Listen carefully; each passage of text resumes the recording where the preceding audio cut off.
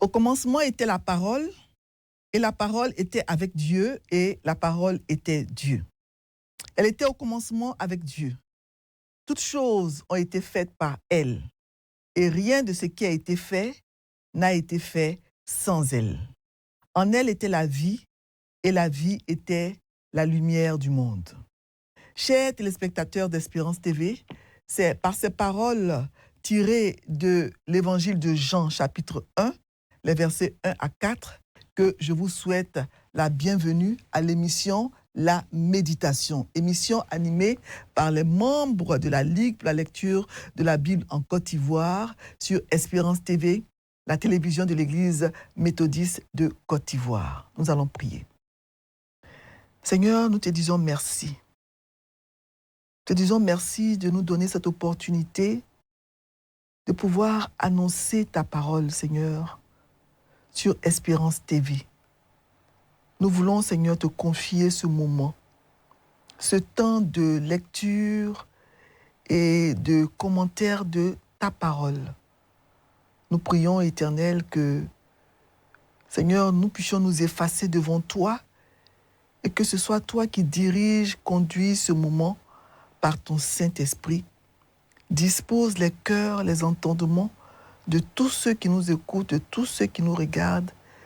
Parle à chacun et à chacune au nom de Jésus. Amen. Alors pour le jeudi 19 mars 2026, le lecteur de la Bible que nous utilisons au cours de cette émission pour méditer la parole de Dieu nous propose le texte de Luc 13, les versets 18 à 35. Voilà, le lecteur adulte que nous utilisons. Luc 13, versets 18 à 35. Je pense que tout le monde a son lecteur. Nous sommes au mois de mars et il est important que chacun ait son lecteur pour pouvoir méditer chaque jour la parole de Dieu avec nous au cours de l'émission La Méditation sur Espérance TV. Donc, pour le jeudi 19 mars 2026, le lecteur de la Bible nous propose le texte de Luc chapitre 13, les versets 18 à 35. Luc 13, 18 à 35. Le thème, c'est « Le royaume de Dieu et ses manifestations ». Et je lis dans la version Louis II. Il dit encore, « À quoi le royaume de Dieu est-il semblable et à quoi le comparerai-je ? Il est semblable à un grain de sénévé qu'un homme a pris et jeté dans son jardin. Il pousse, devient un arbre, et les oiseaux du ciel habitent dans ses branches. » Il dit encore, « À quoi comparerai-je le royaume de Dieu ? Il est semblable à du levain qu'une femme a pris et mis dans 3 mesures de farine pour faire lever toute la pâte. » Verset 22. Jésus traversait les villes et les villages, enseignant et faisant route vers Jérusalem.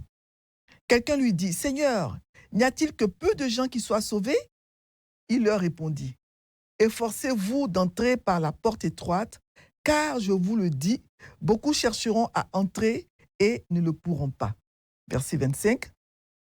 Quand le maître de la maison se sera levé et aura fermé la porte, et que vous, étant dehors, vous commencerez à frapper à la porte en disant « Seigneur, Seigneur, ouvre-nous », il vous répondra « Je ne sais d'où vous êtes. » Alors vous vous mettrez à dire « Nous avons mangé et bu devant toi, et tu as enseigné dans nos rues. » Et il répondra « Je vous le dis, je ne sais d'où vous êtes. Retirez-vous de moi, vous tous, ouvriers d'iniquité. » Verset 28. C'est là qu'il y aura des pleurs et des grincements de dents, quand vous verrez Abraham, Isaac et Jacob et tous les prophètes dans le royaume de Dieu et que vous serez jetés dehors. Il en viendra de l'Orient et de l'Occident, du Nord et du Midi, et ils se mettront à table dans le royaume de Dieu. Et voici, il y en a des derniers qui seront les premiers et des premiers qui seront les derniers. Verset 31.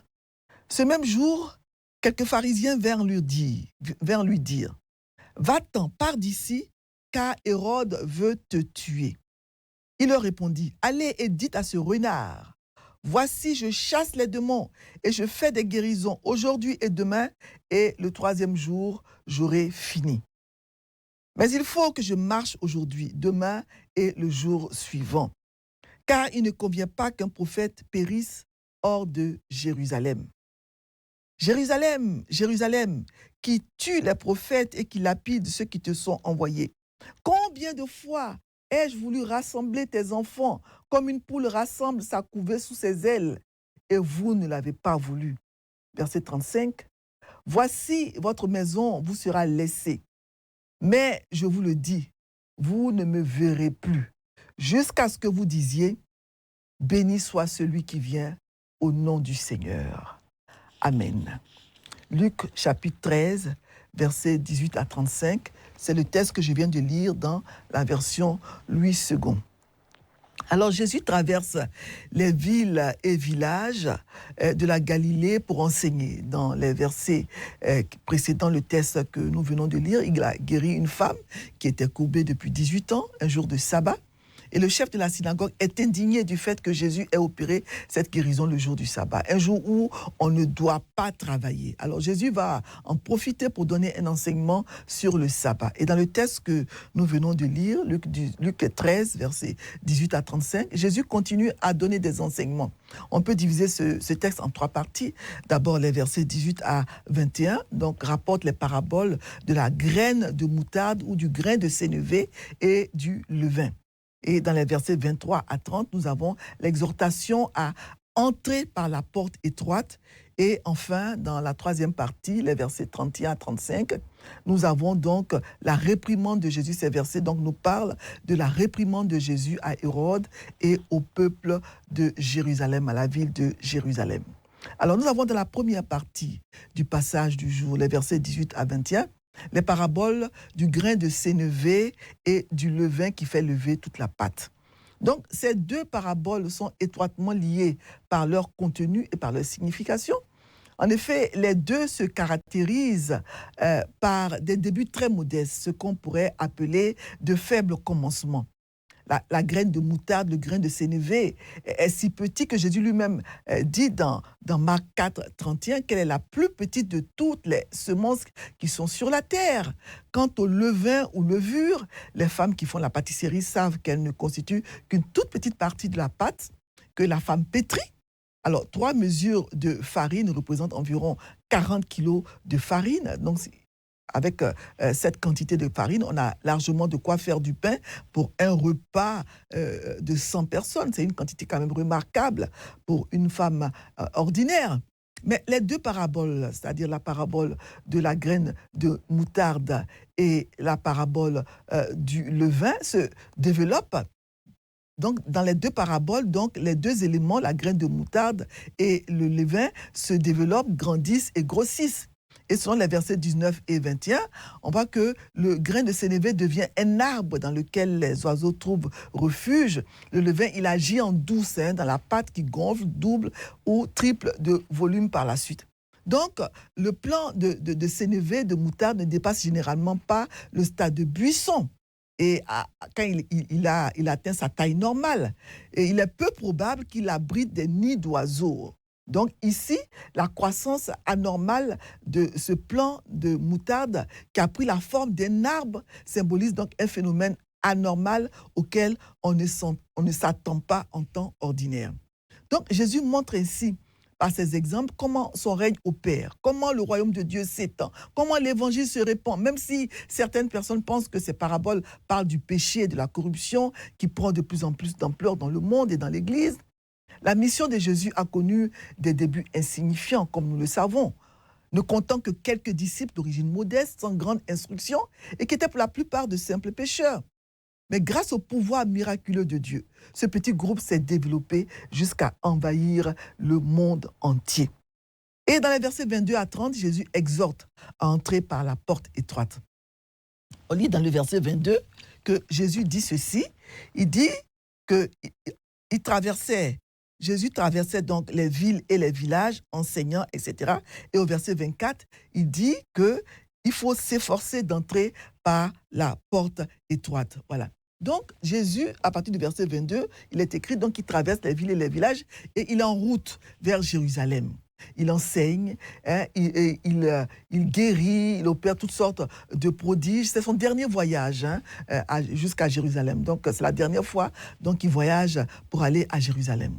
Mais il est déterminé à aller à Jérusalem tout en sachant qu'il y sera mis à mort. Et en cours de route, selon le verset 23, quelqu'un lui demande, mais est-ce que tout le monde sera sauvé ou bien ce sera seulement un petit nombre seulement? Donc on voit que Jésus ne répond pas directement à la question de cette personne. Voilà, c'est un peu comme s'il disait, il dit, ne perds pas ton temps à discuter sur cette question de savoir si tout le monde sera sauvé. Regarde toi-même, est-ce que tu es sauvé? Donc, à l'instar de ceux qui ont posé la question à Jésus, à l'instar de celui qui a posé la question à Jésus, beaucoup aujourd'hui de nos jours s'interrogent sur le salut des autres. Beaucoup de gens disent, mais est-ce que ce sont seulement ceux qui croient en Jésus qui seront sauvés? Il arrive qu'on me pose la question, est-ce que ce sont seulement ceux qui croient en Jésus qui seront sauvés? Et les autres, tous ceux qui ne croient pas en Jésus, tous ceux qui sont morts avant l'arrivée de Jésus sur la terre, tous ceux qui n'ont jamais entendu parler de Jésus, quel est le sort qui leur est réservé? Autrement dit, Jésus leur dit ici, au lieu de spéculer sur le sort des autres, chacun doit s'assurer qu'il passera par la porte aussi étroite et difficile d'accès qu'elle soit. En effet, au dernier jour, beaucoup voudront y entrer, mais ils constateront qu'il est trop tard, selon les versets 24 à 30. Et dans cette partie-là, au verset 24, Jésus demande de s'efforcer d'entrer par la porte étroite. Parce qu'il dit que beaucoup chercheront à y entrer et ne le pourront pas. Donc Jésus met ici en garde contre la porte fermée. Notre Seigneur montre ici que la miséricorde de Dieu a des limites. Il y aura un jour des gens qui ne pourront plus entrer par la porte étroite. Et un jour, cette porte-là sera fermée. Quand elle est fermée, elle est fermée. Un jour viendra, selon le verset 25, où le maître de la maison se lèvera. Il fermera la porte. Alors les gens commenceront à frapper à la porte en disant, on a mangé, bu en ta présence, hein, on te connaît, tu as enseigné dans nos rues. Jésus parlait ainsi de ceux qui, quand ils seront exclus de la présence de Dieu, prétendront le connaître et avoir entendu parler de son enseignement. Mais Jésus va leur répondre, il va dire, mais je ne vous connais pas, je ne sais pas d'où vous venez, éloignez de moi, vous tous qui commettez l'iniquité. Jésus avertit ainsi qu'il ne suffit pas de le connaître un peu ou bien d'avoir entendu parler de lui et de son enseignement. Il fallait que Jésus connaisse et reconnaisse ces personnes comme des gens dignes d'entrer dans son royaume. Bien sûr, Jésus connaissait ces gens qui frappaient à la porte. Il les connaissait d'une certaine manière, il connaît tout le monde. Il savait qui ils étaient, il connaissait leur vie. Pourtant, il ne les connaissait pas au sens d'une relation, du lien vital de la foi, d'une relation personnelle avec ces personnes. C'est pour cela qu'il dit « je ne vous connais pas ».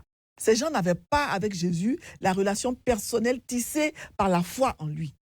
Ces paroles soulignent l'importance de la relation personnelle qu'il faut avoir avec Jésus.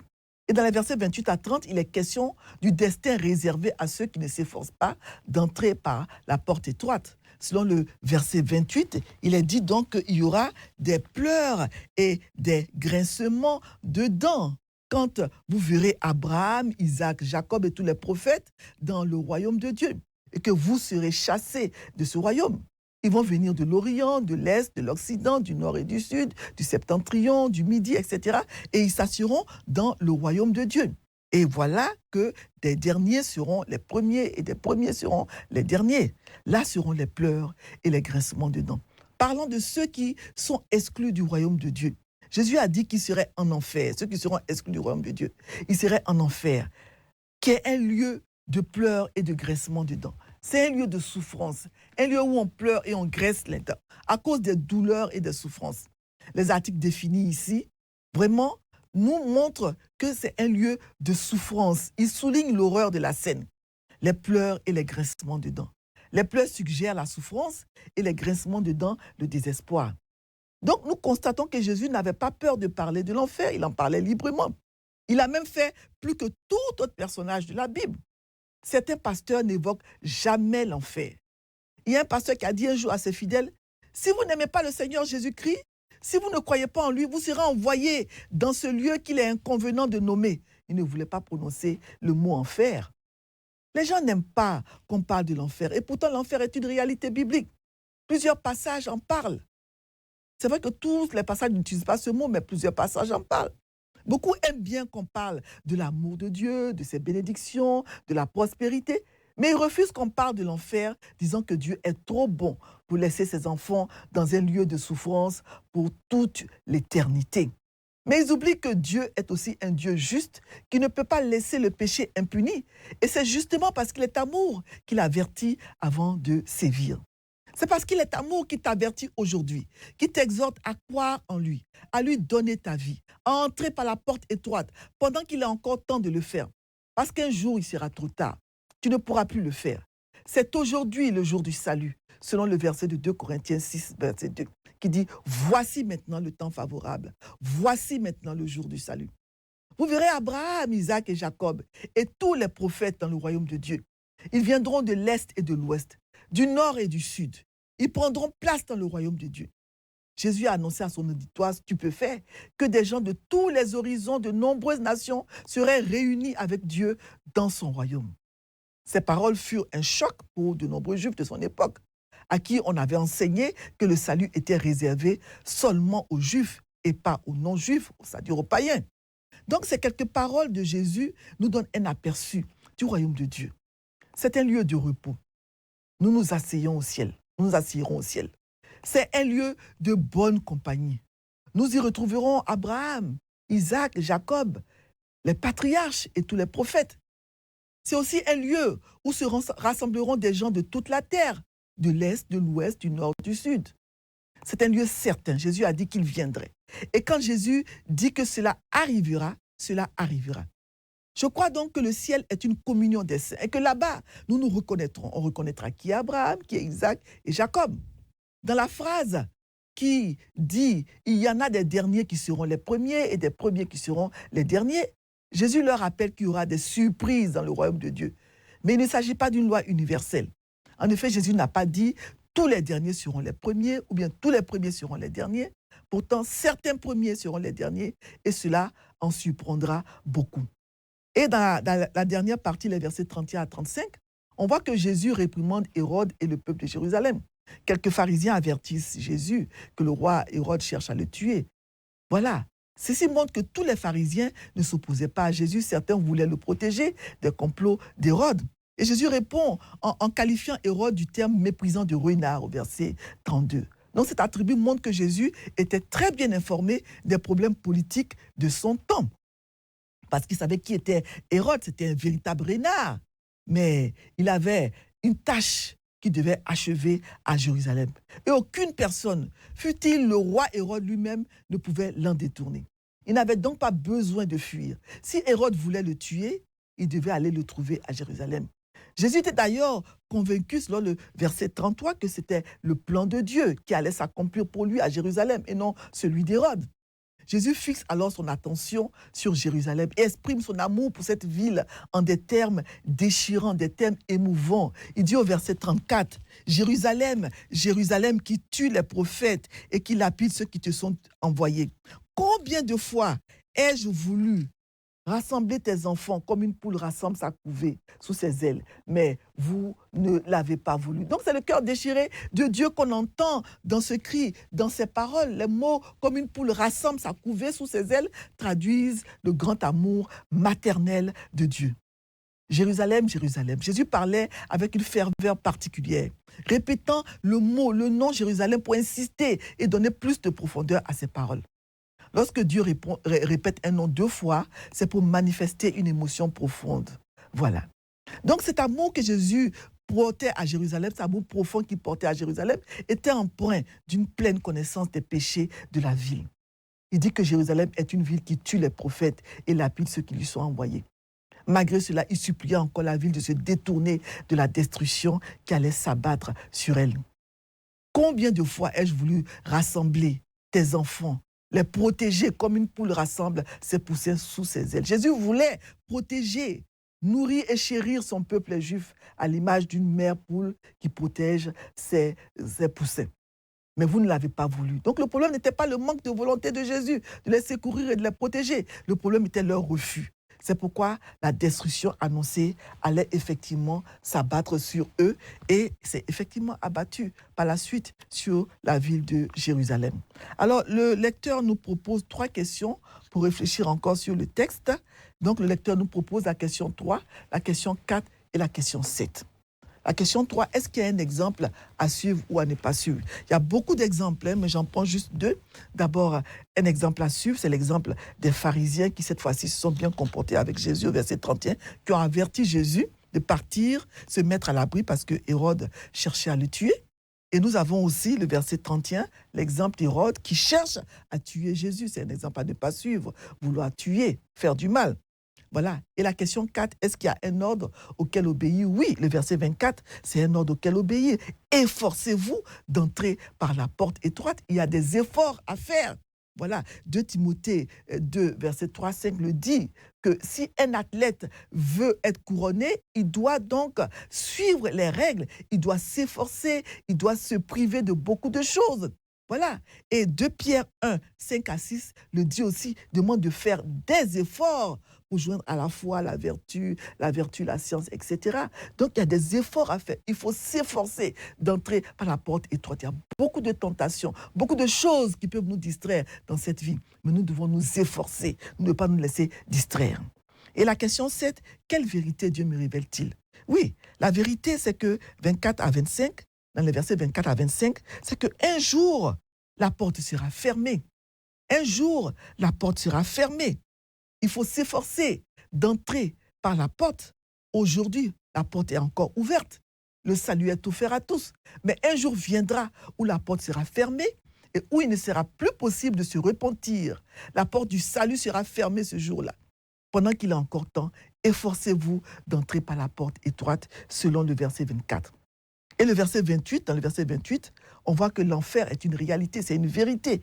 Beaucoup de gens ne veulent pas le croire, mais c'est une réalité, une vérité biblique, que l'enfer est réel et que c'est un lieu de souffrance, c'est un lieu de pleurs, c'est un lieu où on graisse les dents. Ceux qui n'ont pas de dents, on leur en fournira ce jour-là et ils graisseront des dents. Un lieu de souffrance. Donc le Seigneur nous avertit et nous devons prendre tous les avertissements du Seigneur au sérieux.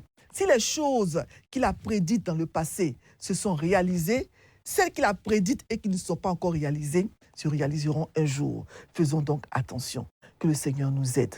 Nous allons prier. Seigneur, merci pour ta parole. Merci pour tous ces avertissements que tu nous donnes et que nous devons prendre très au sérieux. Nous devons nous efforcer, faire des efforts. Seigneur, ne pas nous laisser distraire par ceci ou cela, parce que l'enfer est une réalité. Un jour, la porte sera fermée. Nous devons nous efforcer de passer, d'entrer par la porte étroite. Merci Seigneur pour tous les enseignements que tu nous donnes, tous les avertissements que tu nous donnes par amour. Et donne à chacun de prendre cela au sérieux, parce qu'un jour, il sera trop tard. Aujourd'hui, la porte est encore ouverte. Aujourd'hui, le salut est ouvert, offert à tous. Chacun doit saisir par la foi l'opportunité que tu lui donnes de se donner à toi, parce qu'un jour, il sera trop tard. Merci pour ta parole et permets qu'elle germe et porte du bon fruit dans les cœurs de tous ceux qui nous écoutent sur Espérance TV, au nom de Jésus. Amen. Amen. Efforçons-nous de passer par la porte étroite. C'est aujourd'hui le temps favorable. C'est aujourd'hui le jour du salut. Que le Seigneur nous bénisse. Amen.